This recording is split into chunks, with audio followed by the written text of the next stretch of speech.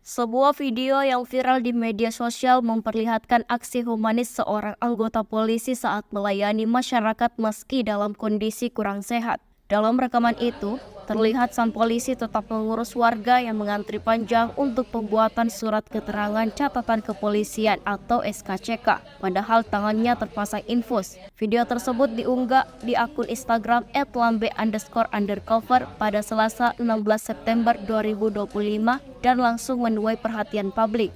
Banyak netizen yang menyoroti ketulusan polisi tersebut.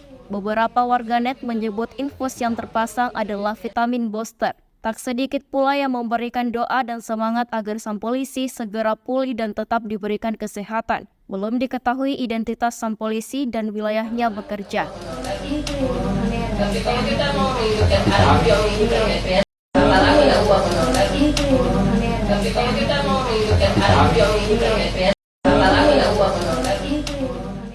Download Tribun X sekarang, menghadirkan lokal menjadi Indonesia.